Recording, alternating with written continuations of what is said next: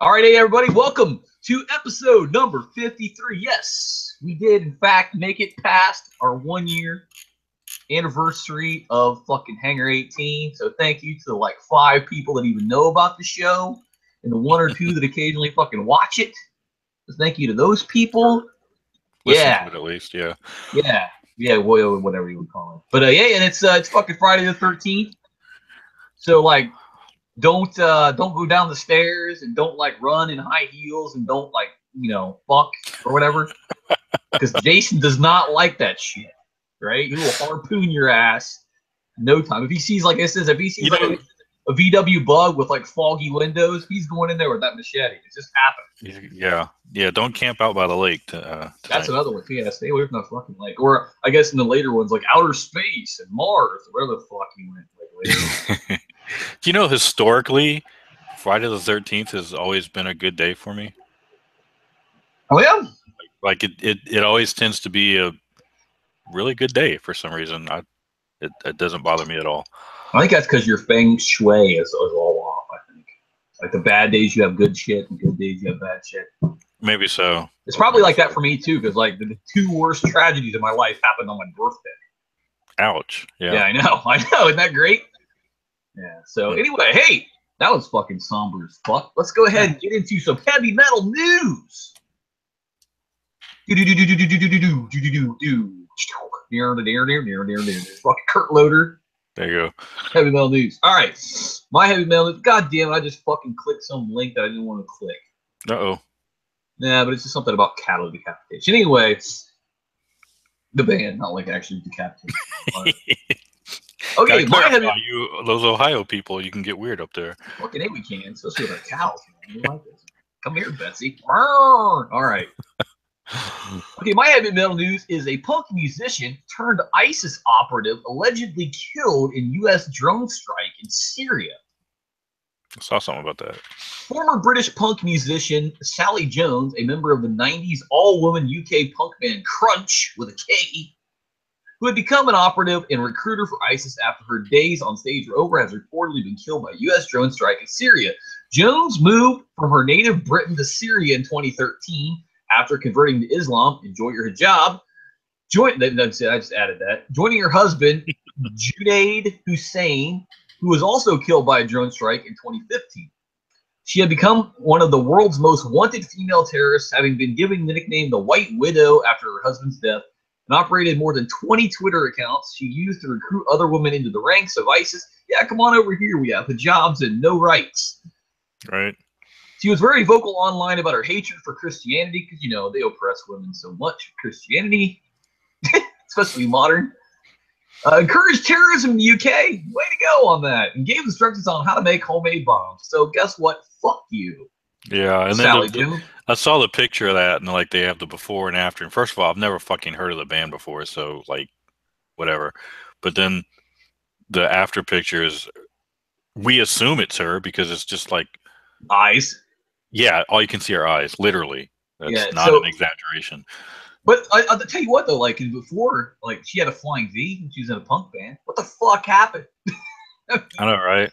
Obviously, like, I mean, it's probably she was a feminist beforehand. It just seems like, I don't know, like those extreme feminists who are like, no, I mean, feminism, when it's like, hey, let's be equal. That's cool. I get that. I'm all for that. But like the feminists are like, fuck men must die. Those I kind of like shy away from a little bit.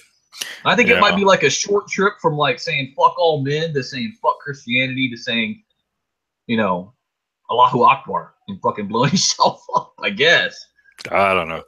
I don't know either. But anyway, that's my heavy metal news. Well, that's fucking depressing. Yeah, some terrorist fuck got drone struck by a predator. All right. So here's mine. Megadeth's classic 1985 Killing Is My Business and Business Is Good album will be remixed, given new artwork, and re-released upon the world within the next few months, according to Dave Mustaine himself. There was at one point a hint or a suggestion or speculation that he might decide to re-record the album with the band's current lineup, but he specifically calls this reissue a remix, so it sounds like it's going to be just an actual remix of the original. His actual tweet was, "It was time to put up or shut up, and Killing Is My Business is getting re-released in the next few months with new mix and artwork." Well, that's odd because I have a re-release of Killing Is My Business already that I got like years ago, so it must be re-releasing. Re-release, I guess. I don't know. Yeah, and I know a lot of times it was re-released, but was it a full remix or was it just a re-release? No, it was no, they just cleaned it up. Okay. Well, he might be doing a full new remix of it. And everybody loves when he does that.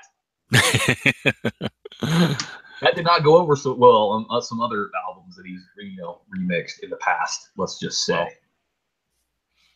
All right, so hey, okay.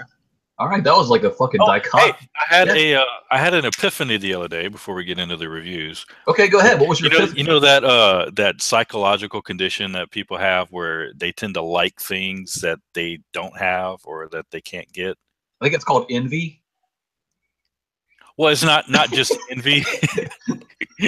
Not envy specifically, but you know how people, for instance, people with straight hair want curly hair, people with brown eyes want blue eyes, people in communist countries want food. Aha! Zinger. So I was just relating that to how we tend to prefer vocal styles. Oh, I see how you're saying. You're saying I have a fucking high voice, so you're trying to say, motherfucker. You like those deep, growly, death metal vocals. And, yeah. I'm just saying, I think my voice is kind of mid-range.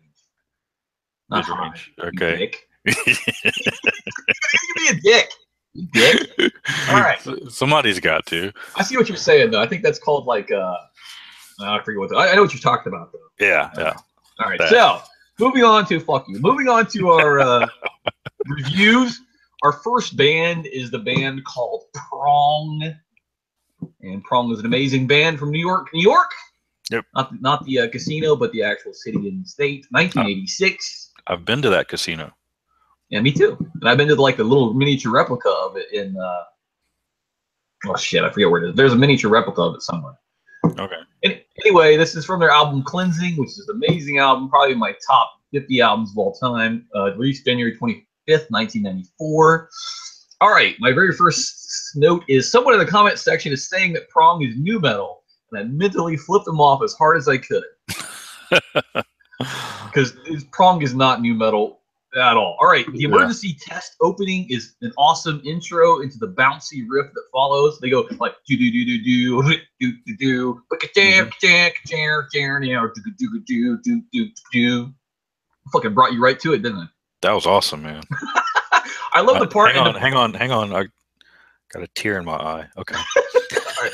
I love the part in the pre-chorus where he seems to be arguing with himself, like he's got like his own vocals, and there's like he's saying something else, and it's like overdubed on top of it.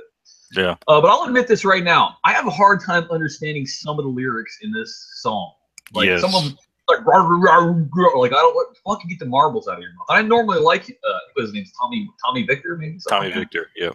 The bass guitar breakdown at 212. I don't know where I was going with that. I just say the bass guitar breakdown at 212 fat is pretty great. I don't know what fat is pretty great either. Fat is pretty great. The drumming structure makes the entire song pretty groovy as opposed to faster metal. I love the guitar flourish at 3 minutes and 46 seconds. The rhythm guitar that sits under the solo is basically a sledgehammer. It's just like ba-bow, ba-bow, ba-bow, and then the solo is over top of it. Mm-hmm. Yeah, there's a fucking porno called that too. All right, the song is good, but it's also about 90 seconds too long. Let's be honest, 6.5 minutes is too fucking long for a Prong song. Yeah. To promote the album, Prong embarked on the Cleansing Tour, which is also, a Fiber One thing, which included opening acts Clutch and Drown, which I've never heard of Drown ever again. They also toured, and this is good, with Sepultura and Pantera as an opener for their Chaos AD and Far Beyond Driven tours, and that's a fucking bad song right there. Wow, that would be an awesome lineup. Fucking A, it would. My rating for Prong Test is 7.5 Driven. Yeah, this is a great album.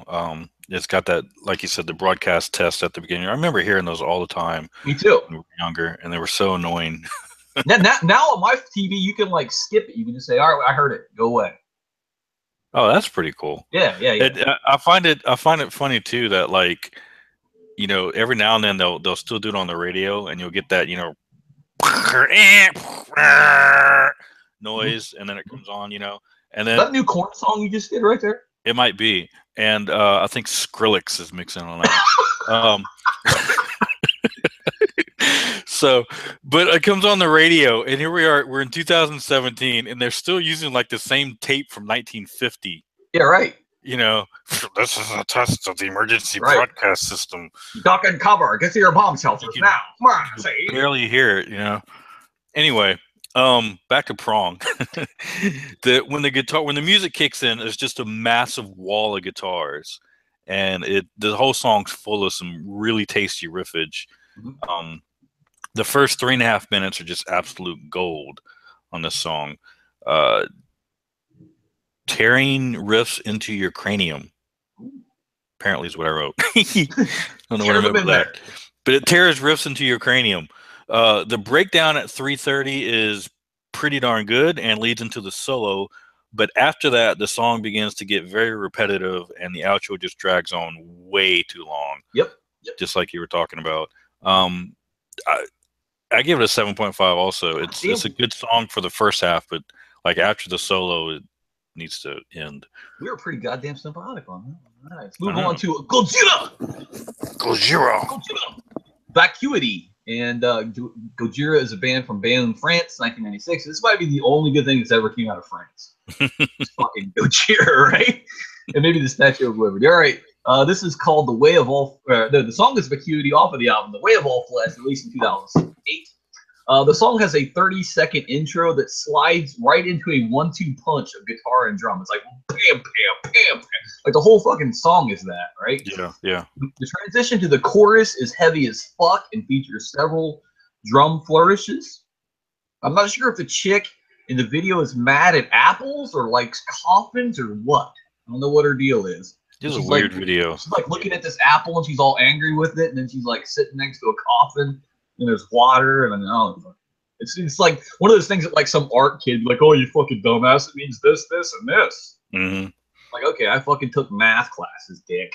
I think mine's a little more practical. Anyway, man, the 1-2 beat pretty much never ends this entire song. Okay, the tempo changes come pretty rapid fire after the 3-minute mark. Like they just do the whole 1-2 thing all the way up to about 3 minutes, and then they go through like 6 tempo changes after the 3-minute mark.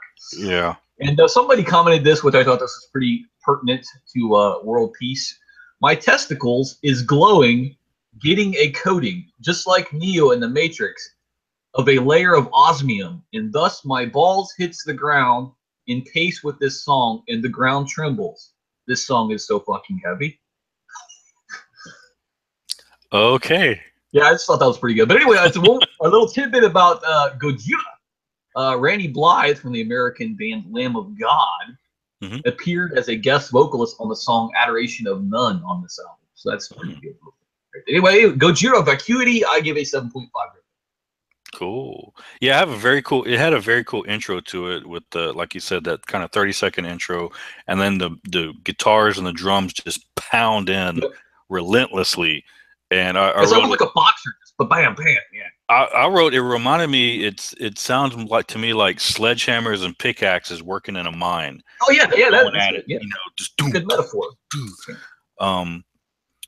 It's the video is really fucking weird though, because like I said, it's this girl is in black and white, and it's this girl, and she's like sitting in a field drinking a Starbucks or something, and then she's got a coffin next to her, and then there's a chain, and the chain is attached to the coffin, and it's attached to like her belly, which is fucking disgusting. And then she drags it around, and then she tries, I can't tell if she's trying to yank it out at one point, and then it pulls her down off the cliff, and it's just really fucking weird. And probably it might be like live action anime.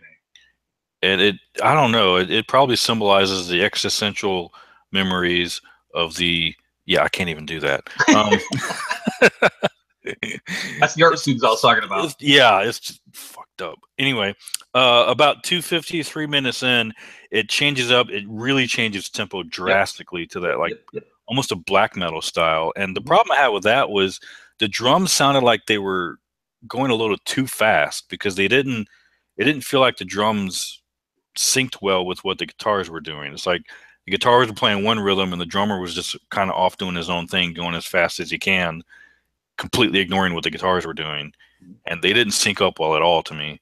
But then it changes up again about 20 seconds later and gets into a really cool groove towards the end. So the song starts strong and ends strong. It's just that one little section in the middle I didn't care for. But overall, I thought it was a really good song. I give it 8.0. Goddamn, I'm fucking good meat. I know, on Gojira. Gojira! All right. Our next band is Corrosion of Conformity. And every time I read that, there's like some live album somewhere where James Hetfield's on stage. He's like, hey, how did you guys like Corrosion of Conformity? COC. We call him Cock. Every time I see Corrosion of Conformity, I always think of Cock. Anyway, Corrosion of Conformity from Raleigh, North Carolina. Where I lived, we used to have a cable company, cable TV, and they were called Cox, COX. Nice. Yeah, and so, you know, I always used to joke about that, about knocking on someone's door and saying, you know, like some cocks? Would you like some cocks? Let's sign up for some cocks. Can I interest you in cocks today? Yeah, nice. Anyway, from Raleigh, North Carolina, 1982. Throw me all off here. This is from their self-titled album, 2012. The song is called Psychic Vampire. Pretty noticeable something missing in this song, and I'll get to that in a second. The opening has a very southern twangy sound to it. Then they speed it up considerably. And somebody said in comments, I thought this was pretty funny, fuck Pussy Keenan. He's a hair metal queer from way back in the day and ruined COC. If any of his fan cunts miss him, they should go see Down and leave COC alone. Huh? What? Huh? How do you keep Pepper Keenan hair metal? Huh? Anyway. Okay. Anyway, I love the fact that the video is just a bunch of dudes playing with all their heart. I kind of love the guitar on the chorus where it's like, barrel, barrel, barrel. It's just, I love that. It's just, I love how they I don't know how they're doing it, maybe bending the strings. I don't fucking know anything about guitars, but it's pretty awesome. The solo is pretty awesome. And Corrosion of Conformity have collaborated with a number of other artists. James Hetfield and Metallica contributed vocals in the song Man or Ash. On Wise Blood, their album. Warren Haynes of the Allman Brothers Band and Government Mule played slide guitar on Stare Too Long on America's Volume Dealer. I didn't know that until like today. That's pretty awesome. That Stare Too Long is an amazing song. Stanton Moore of Galactic played drums on The Arms of God. So they've had like some pretty hot heavy hitters in, you know, doing their thing on their albums. Anyway, Psychic Vampire. I really like this song. I know there's no Pepper Keenan in it, but like, I just like the feel of that, especially that chorus where it's like where they slow it down. I give it an 8.0. Trevor. Oh, okay. Yeah. First of all, Elephant in the Room, they're not the same without Pepper. You know, I don't know. COC just has a 3-piece. They're still okay. It's just I'm used to them with Pepper in it, and I mean, I also know that he wasn't the original singer. They had another singer before him, and their musical style changed, and yada yada yada. But to me, COC really took off. And when you think of COC, you think of the Deliverance album, that sound and that style, and that was when Pepper took over vocals, and when he was, you know, a huge part of the band. So to me, that's what COC, and to many COC fans, that's what COC is supposed to sound like. With that said, this song has a pretty standard kind of killer groove in the Corrosion Conformity Black Sabbath style. Yep. They also kind of mix it up a little bit with almost a little bit of a punk riff that they throw in there. Where they speed it up a little bit. Yeah. I like the Sabbathy parts. The punk parts, I didn't seem like it meshed too well. It was very jarring with the two different styles when they threw that little fast riff in there. I don't have very many notes on it. It's pretty standard COC for the most part, minus Pepper, and it's a pretty good song, but it's not one of my favorites. I give it a 7.5. So we're averaging out exactly right. All right, so our next band is called Black Breath. They're from Bellingham, Washington, formed in 2006. Their song is called Home with the Grave, and from their album Sentenced to Life from 2012. My notes are as follows. That opening is low and growly as fuck. Their drummer has some severe buck teeth. In fact, I half expect Boris and Natasha to come and fucking attack his drum kit. Because that motherfucker's got some major drum buck teeth going on. It took you a second, right? This might be the least well done green screen video I've ever seen, ever. Because like you can see like a little halo around all of them from the shitty green screen job. You can definitely hear the Entombed influence in the guitars because they got that same, pedal setup that Entombed always has. That like you can tell instantly it's an Entombed song. Mm-hmm. The lyrics seem a bit simple and repetitive. The solo was so good it shook the whole fucking studio. I'm just saying that because like the camera was like shaking when they did the solo. I love that last riff they squeeze in there at about the 3-minute mark. Like you think the song's done, they're like, oh yeah, by the way, blah, blah, blah, blah. Like, well, what the fuck? Okay. Anyway, they play hardcore punk influenced extreme metal. A key factor of their sound is the Boss HM-2 heavy metal pedal, which was popularized by bands such as Entombed, Dismember, and Edge of Sanity in the early 1990s. And again, that's what I was talking about, where you can definitely hear the Entombed influence. Right. Yeah. Anyway, I give this song a 7.0. It wasn't great, but it wasn't, terrible either. So. Black Breath, Home of the Grave. When it first started out, I wrote, I like it so far because I like the way it, definitely like the way it started.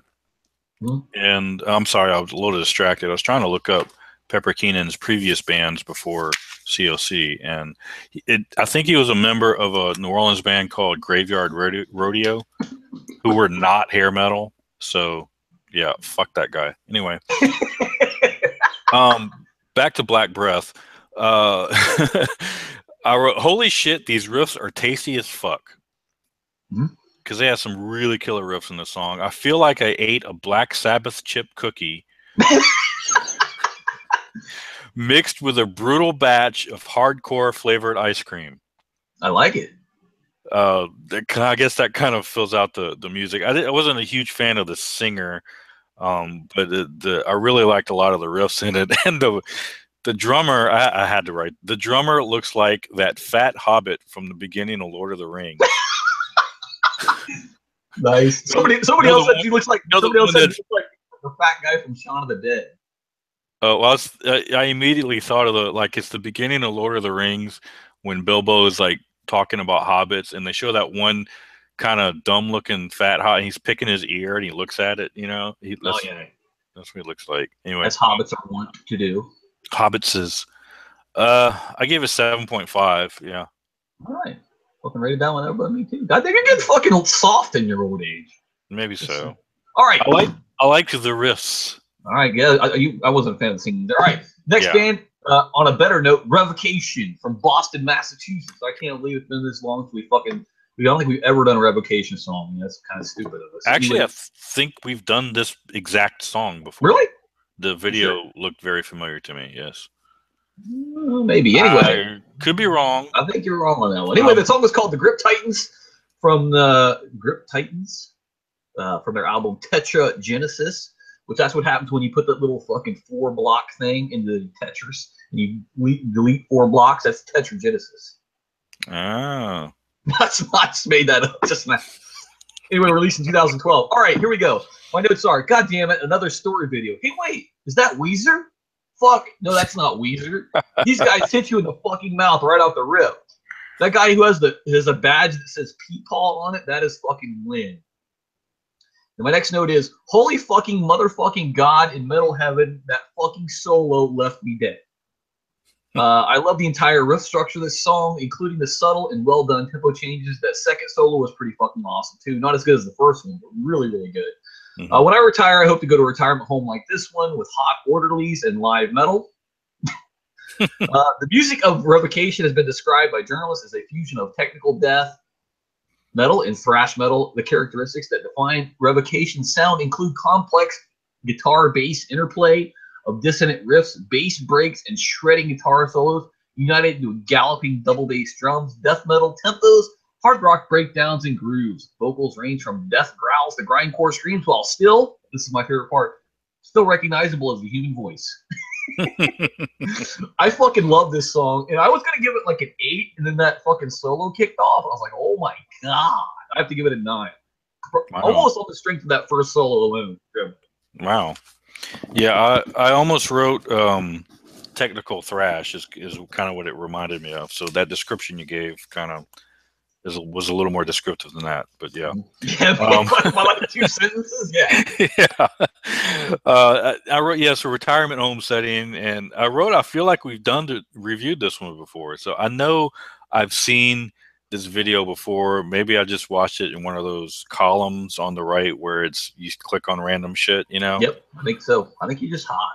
But I could have swore we have done this before. But anyway, so then the first time we've duplicated a review.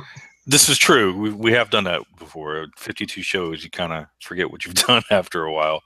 And then let's see. So they're in a retirement home, and I was like, "Whoa, is that Henry Rollins?" Some dude in the thing kind of looked like an older, fat Henry Rollins. I thought the orderly cranking up the oxygen right before the guitar solo. Yes. I thought that was pretty fucking awesome. I could definitely do without the makeout scene though. That was kind of just gross. Yeah. And it reminds me a lot of a Rammstein video where they have they're in the big fat suits. Yep. And they walk into this it's like I totally know what you're talking about. Warehouse or something, and they're like all old and retired, and they just start jamming out. It reminds me of that. I don't have a lot of notes on the music for some reason. I was just writing stuff about the video because the video was funny. I gave it a 7.5 though. Oh damn! All right. All right, let's move on. Okay. Next one is called Iron Reagan. That's what happens when Iron Man and Ronald Reagan fuck. They have a kid named Iron Reagan. The song is called Miserable Failure, which that joke was a prime example of that. The band formed in Richmond, Virginia, 2012. This is from The Tyranny of Will, 2014. All right. I am a fan. I'm kind of a fan of that elevator music intro. Because it's like, if you have elevator music and then like you go into something cool, that's kind of neat, I think. Mm-hmm. You know it's going to be a bad day when thrash metal dudes show up to open mic poetry night. Right. You just show up and you're like, oh shit, something's about to go down. And then it seems like they had sleeper moshers already sitting out in the audience, and that seems to not be fair to the poetry people that were there. Some people there just came to watch some poetry, and these dudes just jump up and start moshing. That just doesn't seem fair to me. My next note is a circle pit in the local community center is probably exactly what the local community center needs. The music, and then like this, the whole thing about this song, the music is pretty classic California style thrash metal. I mean, it's just it just is. It's like you can hear definite overtones of suicidal tendencies and Slayer in it a lot. Yeah. I love the little breakdown and the little solo. It's okay. Just a little tidbit about them. This album, Tyranny of Will, peaked at number 22 on the Billboard 200, which that's fucking insanely high for a thrash metal band. That's what I said. Yeah, but anyway, I gave it a 7.5. It's like your whatever you call it, your book of thrash. It's like your book of thrash, like your standard thrash. A 7.5 so I get it driven. Okay, so yeah, I wrote good thrash opening. I love the old school giant boombox that he's carrying around. Yeah. Right. Yep. Holy shit, that thrash out at a minute and a half. And then I couldn't even finish that sentence because then I wrote, damn, another tasty thrash riff. I feel like it's the 80s again. Yep. Good thrashy part, not the sucky yo MTV Raps part. Holy shit, did he just wipe out in a shopping cart? Yes, he did. I love it. At the end. Actually, I wrote too short because I wanted more. I wasn't ready for the song to end yet. It's pretty standard 1980s California thrash metal, like you said. But I was thoroughly enjoying the song and thoroughly enjoying the video before it ended just a little too. It's only like 3 minutes. I think just about exactly. They could have gone another 30, 45 seconds, I think, and got another riff or two in there towards the end to do an outro, some sort.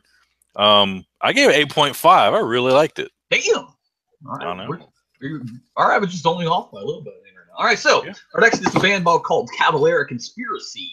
They were formed in Phoenix, Arizona, 2007. The song is called Insane. It's off of their upcoming album, which I somehow didn't write the name for, but I know it's Psychosis. It's going to be released November 17th, 2017. So now you get a little. It's in the video. If you watch the video, they have the. Yeah. Now you get a little taste of the future on Hangar 18. Oh. Yeah. Oh. All right, this song is a fucking hurricane of drums and guitar. They remind me of very old school Sepultura, and I'm talking like Beneath the Remains days. That's exactly what I wrote. God.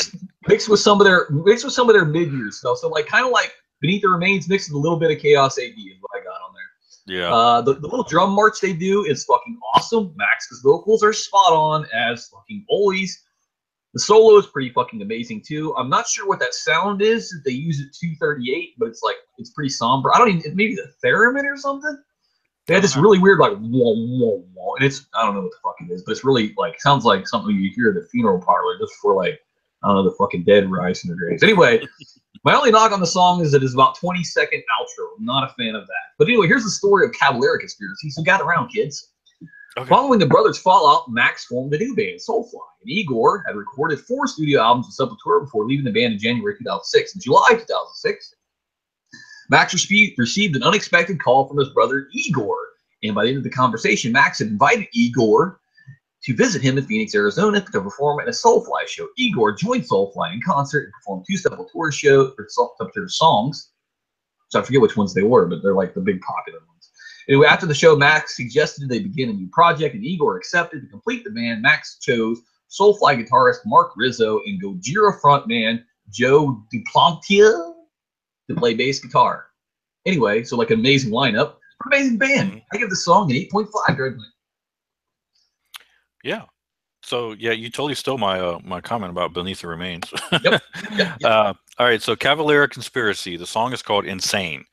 I wrote, damn, it's insane how this sounds like old school Sepultura Beneath the Remains era. That's exactly what I wrote.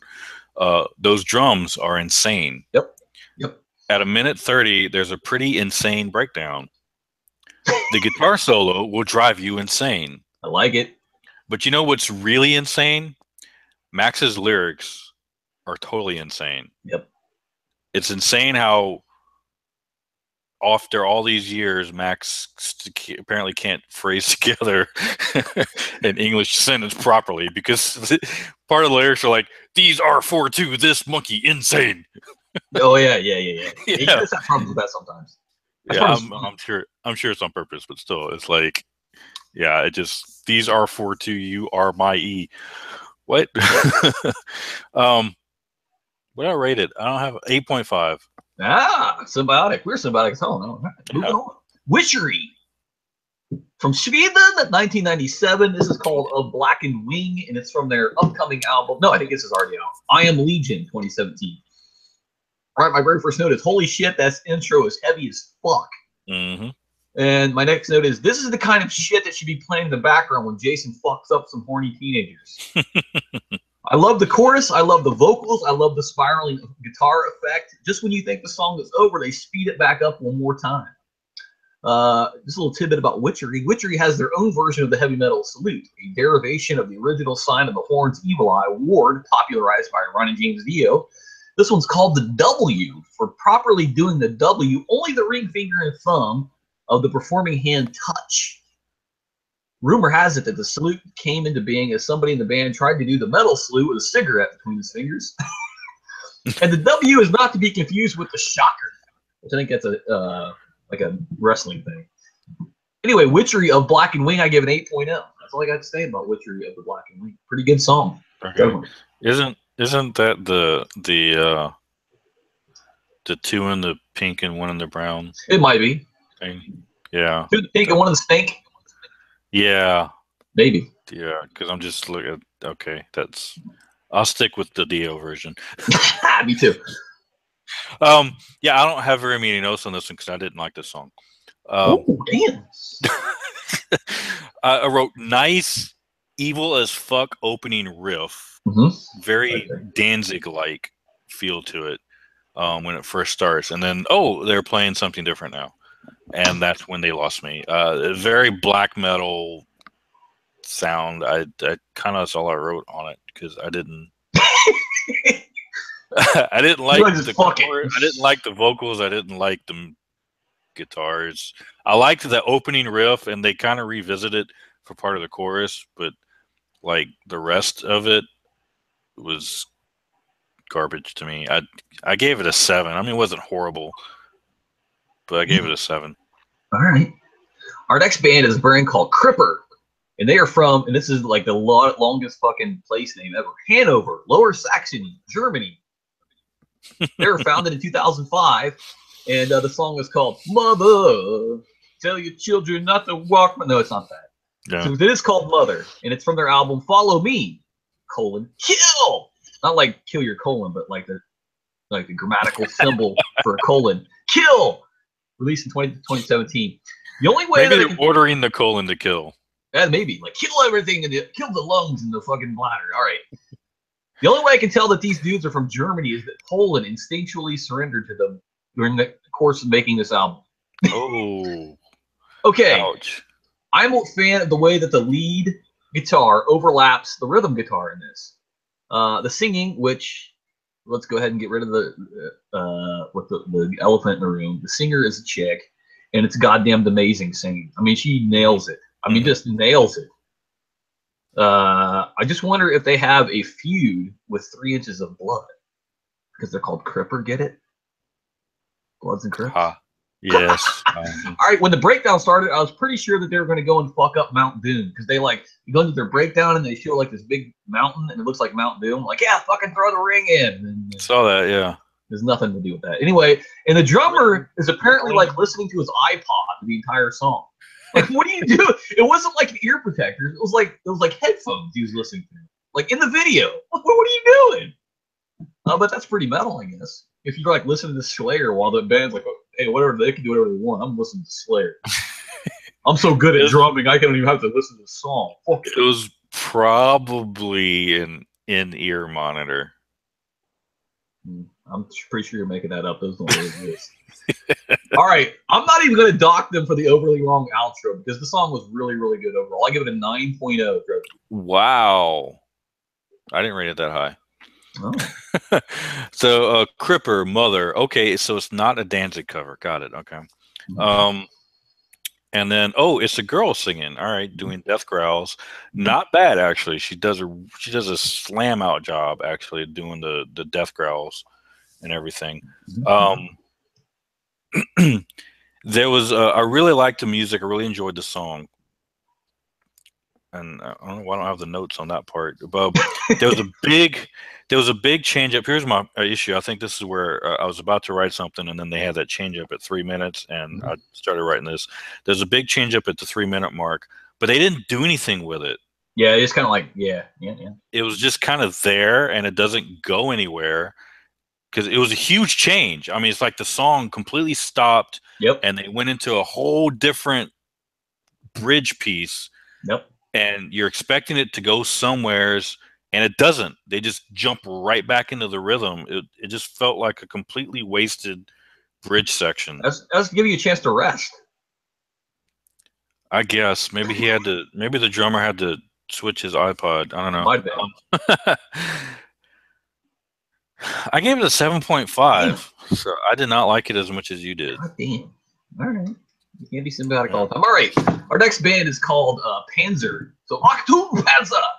All right. They're from Chile, 1987.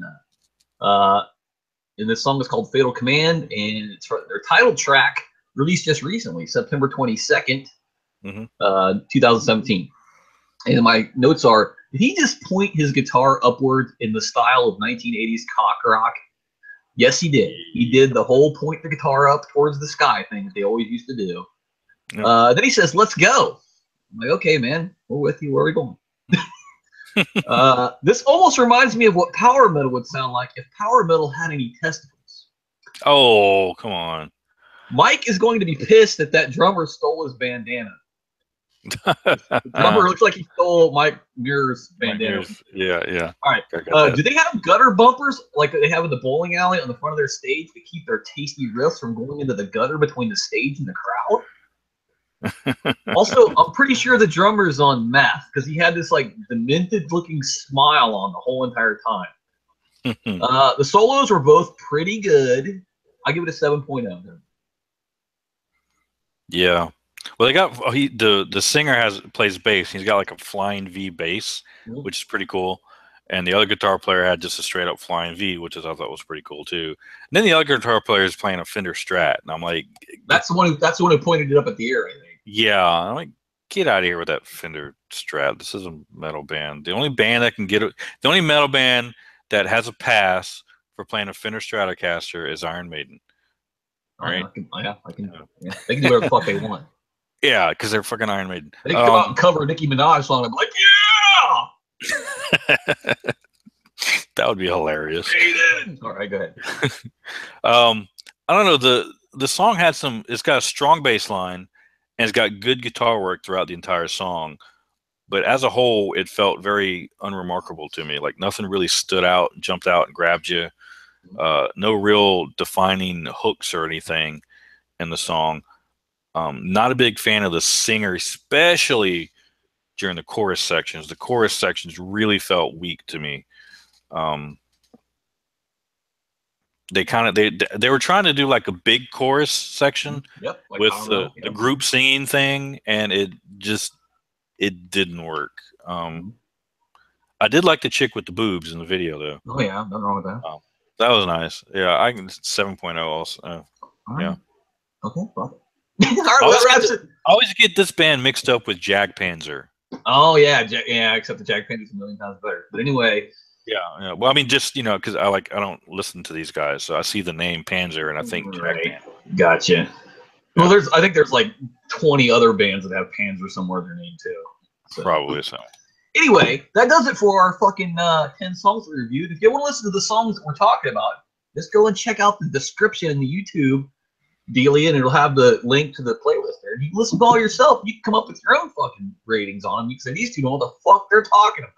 Or you wow, how convenient. I know. Or you could say these two really know what they're talking about, so much so, in fact, that my nipples will poke all the way through my shirt.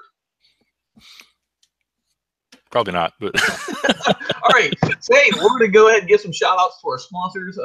We did the same thing last week. We're going to do this week again because, we got to get paid, right?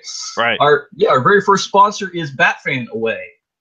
Tired of Batman fans ruining everything with the absurd notion that he can defeat anything and everything if he's given time to prepare? Sick of Bat fans telling you which movie was best and why? Just want to enjoy a goddamn cartoon without Batman fans telling you it's not accurate to the comics? Try Batfan Away. Put some in your utility belt today. I need to get one of those. Me too. Yeah. Like a whole can of it, right? No kidding. All right. So this episode of Hangar 18 is brought to you by Judas Priest Ministries. If you or a loved one have been breaking the law, then maybe it's time to face the music. Come visit us at Judas Priest Ministries. Our doors are always open, as long as it's sometime after 10 a.m., preferably noon on the weekends. Look, living after midnight can be rough sometimes, all right? Nice. If you think it's your grandmother's church, you've got another thing coming. At Judas Priest Ministries, we advocate screaming for vengeance. So come visit us and bring beer. Judas Priest Ministries, hell bent for leather. Oh, man. That's well done. All right. I fucking lost my whole train of thought now. All right. Our next sponsor is Sploosh Brand Satanic Orgy Lubricant. Forget the goddamn safe word. You'll be the hero of the satanic orgy with this new extra slippery Sploosh lubricant. Available in an easy-to-carry 1-gallon container and made with the finest animal entrails. Sploosh lubricant will make your succubus want to take you to the 9th layer. Now available in new brimstone scent. Nice.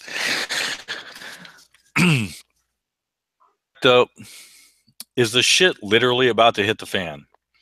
No need to feel like you're losing all. Try down toilet plungers.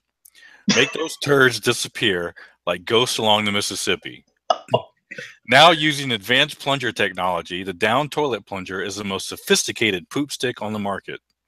So the next time you end up being the man that follows hell, grab a down toilet plunger and send those turds down too. Use only as directed. Oh my God, that was awesome. All right, my final sponsor is the Beer Beard. Tired of having to pay extreme prices for beer at events? Try the new Beer Beard. Just strap this handsome beard to your face and you can cleverly hide up to 72 ounces of beer right in your fucking beard. Also, it doubles as a sexy fucking beard. Beer Beard. Ask for it by name. Nice. That's all I've got. All right. Okay. So, hey, I just want to say thanks for everybody for listening. And just so you guys know, I will be at Kokomo Con in Kokomo, Indiana tomorrow. And yeah, that's where I'd like to go lay down at Kokomo. Remember that song from the Beach Boys? I think it was Beach Boys. Oh yeah, I like the Beach Boys. Yeah, they got some good songs. Mm-hmm. So yeah, I'll be at Kokomo Con tomorrow. There'll be a whole bunch of us there. We have a cable, like we'll be there, begging for charity and like doing other things, dancing, probably singing the theme to DuckTales, and shit like that. And next week I will be at Grand Rapids Comic Con again, for the same deal, Cone Trooper there. And tonight I'm going to be at a not in a costume or anything, but I'm going to be at the Columbus Blue Jackets game. Oh, okay. Yeah, it's a pretty funny story about that. My brother-in-law bought 3 tickets to the Columbus Blue Jackets home game, and his wife, my sister, did not realize that the Columbus Blue Jackets home game will be played in Columbus. So she agreed to it, and then later realized that it was in Columbus and didn't want to go because of the drive. How do you not? Yeah, I know. Who knows? Of course, I ripped on her for like 20 minutes after that about that. I was like, hey, the Cincinnati Bengals, they play in Cincinnati. Shit like that. So. Well, surprisingly, the New York Giants do not play in New York. Oh, where do they play? Their stadium's in New Jersey. Oh, that's true. It's like right across the river, but still. Grant's still buried in Grant's tomb. Yeah. So, hey, do you have a blue jacket you can wear? I know, but I have a blue sweater that I wear. It's got blue jackets, like symbology on it. Okay. I thought you'd have to wear like a blue jacket. No, not to the Blue Jackets game. It's fucking casual. All right, so anyway, hey, everybody, thanks for listening to Horns Up, Driveway. Stay metal! We're out.